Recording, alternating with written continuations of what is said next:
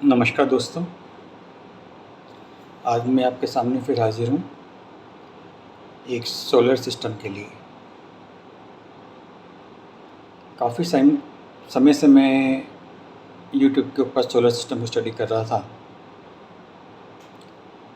तो देखा उसमें कि 5 लाख तक का यूनिट जाके घर में लगता है। मिनिमम 5 किलोवाट के लिए एक कॉस्ट बैठती है, जबकि आदमी फुल लाइफ में ही 5 लाख का बिल यूज़ नहीं कर सकता।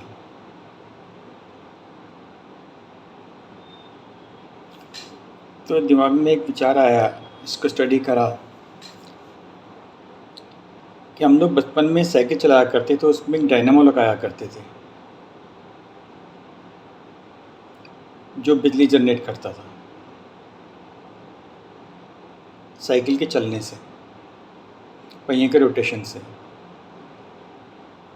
आजकल हम सड़कों पे देख रहे हैं कि जो ट्रैक्टर आ गए हैं, ये ट्रैक्टर्स में पीछे पुली लगी होती है, उस पुली के साथ जनरेटर लगा होता है।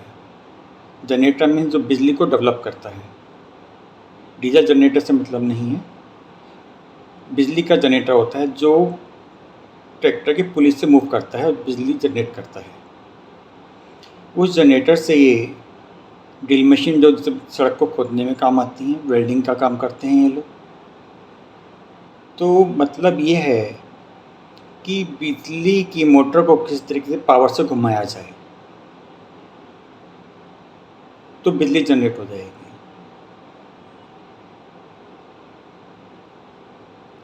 कैलकुलेटर जो हमारे आ रहे हैं वो सोलर से भी चलते हैं और सेल से भी चलते हैं। सेल से तब चलते हैं जब हम अपने कमरे की लाइट बंद कर देते हैं, तो वो सेल से चलते हैं। कमरे में ट्यूबलाइट जल रही है तो उनके लिए लाइट सफिशिएंट है, वो सोलर से चलते हैं, उसे सोलर सिस्टम बोला जाता है उनको।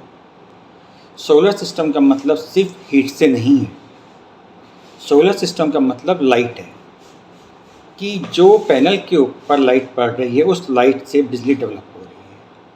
गर्मी से मतलब नहीं है, हीट से मतलब कोई नहीं है, सिर्फ सनलाइट से मतलब है। सनलाइट उस पर पड़ेगी तो आपका बिजली जनरेट उसमें हो पाएगी। ये सोलर पैनल का सिस्टम है।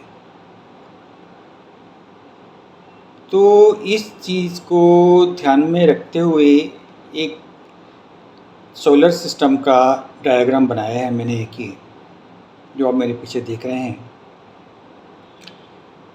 इस सिस्टम से हमारे को एक स्टडी किया मैंने कि सोलर पैनल एक 72 सेल का पैनल होता है कि एक पैनल में 72 सेल होते हैं जो हमें 18 वॉट डीसी बिजली कन्वर्ट करके देता है।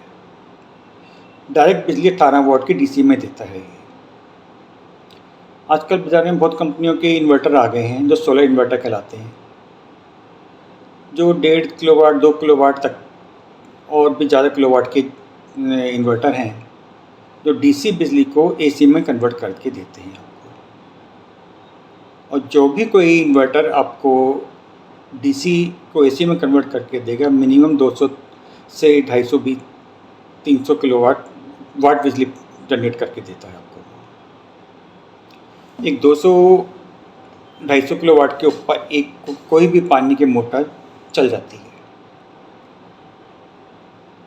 इन सब सिस्टम को करने के लिए, सिस्टम तो मैं बता रहा हूँ आपको, लेकिन आपको एक कुशल इलेक्ट्रिकल इंजीनियर या इलेक्ट्रिशियन जो इस चीज़ की पूरी जानकारी रखता हो उससे कांटेक्ट करना पड़ेगा। वैसे तो दुकानदार भी जो जनरेटर इन्वर्टर बेच रहा है आपको बता देगा कि इसमें इतने किलोवाट का आएगा तो इतने किलोवाट की इस पर मोटर आप लगा सकते हैं जो डायरेक्ट चलेगी। जितने भी किलोवाट का इन्वर्टर है आपका, उससे डाउन किलोवाट की आपने हॉर्स पावर की मोटर उस पर लगानी है, क्योंकि मोटर घूमने के बाद उसके ऊपर जो लोड पड़ेगा वो लोड पे मोटर की स्पीड कम नहीं होनी चाहिए, पीछे से करंट पूरा आना चाहिए। इस मोटर को आप पुली के साथ एक जनरेटर से कनेक्ट करेंगे। ये जनरेटर आपके पुराने हीरो होंडा के जनरेटर के मिल जाएंगे आपको, वो 2.5 किलोवाट, 2 किलोवाट, 3 किलोवाट के आते थे पहले, वो मोटरें आपको मिल जाएंगी। नहीं तो आप मोटर बाज़ार से परचेज़ कर सकते हैं, जो आपको करंट जनरेट करके दे देंगे। इस मोटर को आप डायरेक्ट कपलिंग के साथ भी मोटर के साथ ज्वाइन कर सकते हैं। एक मोटर सोलर से चलेगी, दूसरी आपका करंट जनरेट करके देगी। ये आप इसको पुली के साथ भी लगा सकते हैं।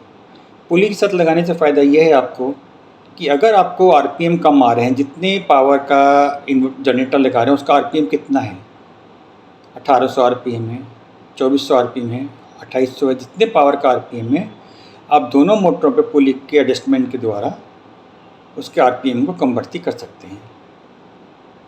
और उधर भी जनरेटर के जो आरपीएम है वो पूरा का पूरा फुल पावर पे मूव होना चाहिए, वो उसमें डाउन नहीं करना है हमारे को। अगर हमारी मोटर जो सी है जो बिजली से घूम रही है, इन्वर्टर से घूम रही है, वो हमारे को 2400 आरपीएम दे रही है, तो हमारे को 2000 आरपीएम की मोटर वहाँ पे लगानी है। 2400 आरपीएम का जनरेटर वहाँ पे नहीं लगाना है। वहाँ पे भी लोड थोड़ा कम करना है और इधर भी इन्वर्टर के ऊपर भी लोड में कम रखना है, ताकि हमारी बिजली के ऊपर पड़ने वाला लोड वो फ्लक्चुएट ना हो। उसके बाद हमें इन्वर्टर पे लेना है। जनरेटर पे आ गए। जनरेटर हमारा जो लोड संक्शन करता है, जितने किलोवाट पे आरपीएम चेक करके हम उसके ऊपर घर का पूरा लोड डाल सकते हैं।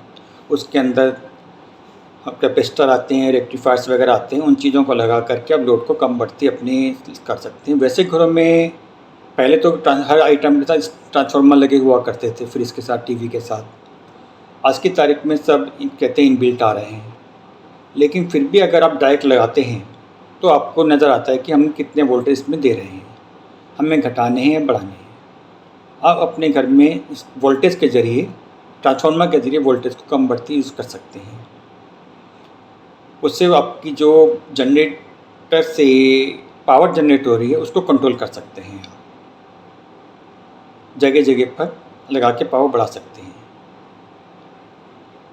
इस ढंग से आप इसको अपना सोलर पैनल को एक पैनल से अपने पूरे घर को कंट्रोल कर सकते हैं। ये पैनल आपका डे टाइम में काम करेगा, नाइट में काम नहीं करेगा। नाइट में काम करने के लिए आपको, जैसा मैंने बताया, कि आपको सनलाइट की आवश्यकता है। सनलाइट को क्रिएट करने के लिए आप एलईडी के पैनल्स इसके ऊपर लगा सकते हैं। लाइट के जो काफ़ी तेज़ पावर के होते हैं वो इसके ऊपर फोकस कर दीजिए पैनल के ऊपर, तो आपके लाइट रात को भी चलेगा ही और डे में भी चलेगा। डे में लाइट बंद कर दीजिए, रात को ऑन कर दीजिए उसको। अदरवाइज़ आपको फिर बैटरी बैकअप लगाना पड़ेगा। बैटरी बैकअप आपका जो है ज़्यादा देर नहीं चलता, चाहे 2 बैटरी लगे चाहे 3 बैटरी लगे, कोई भी 12-13 घंटे बैटरी नहीं चलेगी किसी भी जनरेटर की आपकी। तो उसके लिए आपको बैकअप लगाना पड़ेगा। और लाइट अगर आप एलईडी लाइट उसके ऊपर लगा देते हैं तो आपका पैनल काम करेगा। मैं आपको इस पैनल के बारे में थोड़ी सी और जानकारी दे देता हूँ, सिस्टम किस ढंग से काम करेगा। ये यहाँ पे देखिए, मैंने जो डायग्राम बनाया है ये मैं आपको दिखा रहा हूँ। ये सोलर पैनल बना हुआ है, ये हो जाते हैं आप इस तरीके से। ये यहाँ से हमारा एक करंट निकल रहा है, नेगेटिव और पॉजिटिव। ये हमारा इन्वर्टर लगा हुआ है यहाँ पे 5 किलोवाट का। हमें इसके ऊपर 3 किलोवाट के आसपास का लोड इस पर डालना है। ये लोड इसलिए कम डालना है हमारे को क्योंकि पीछे से जो हम घर में बिजली कंज्यूम करेंगे उसका लोड जनरेटर पे पड़ेगा, जनरेटर का इस मोटर पे पड़ेगा।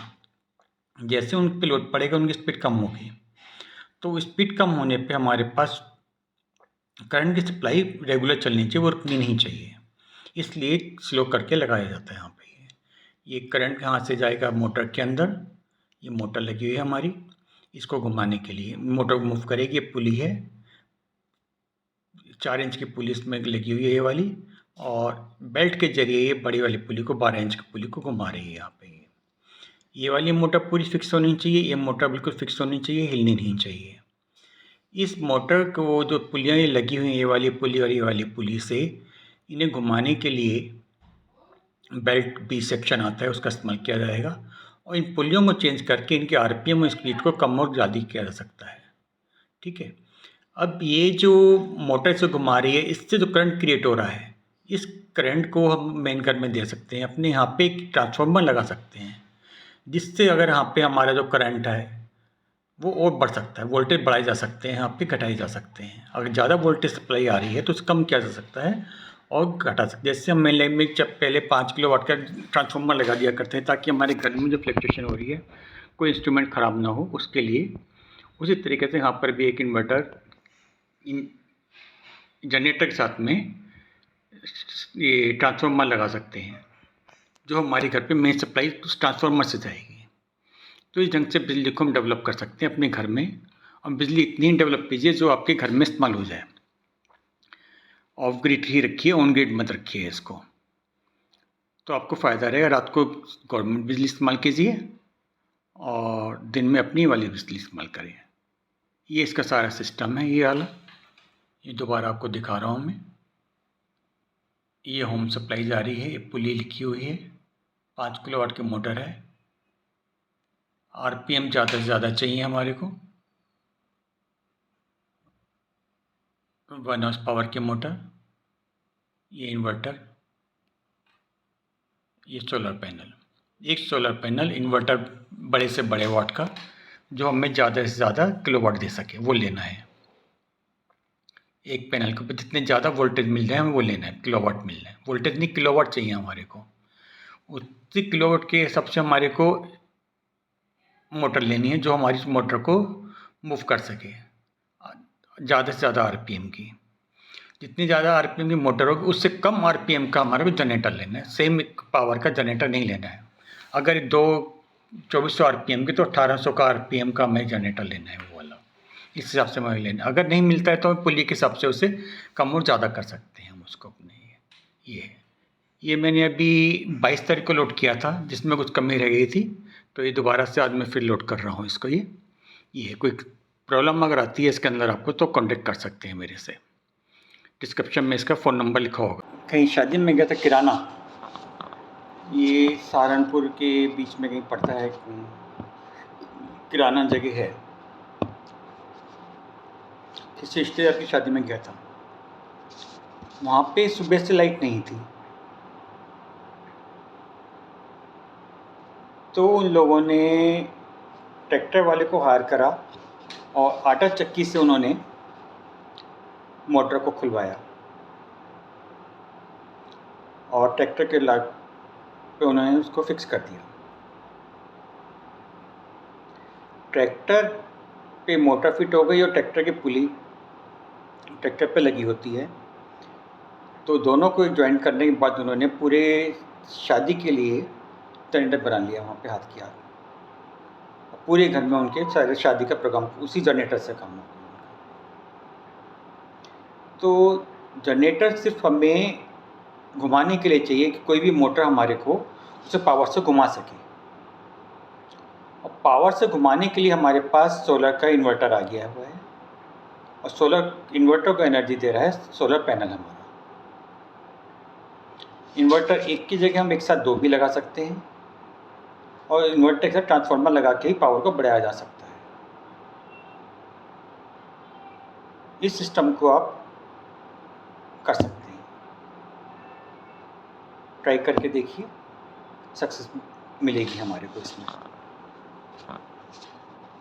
नमस्कार।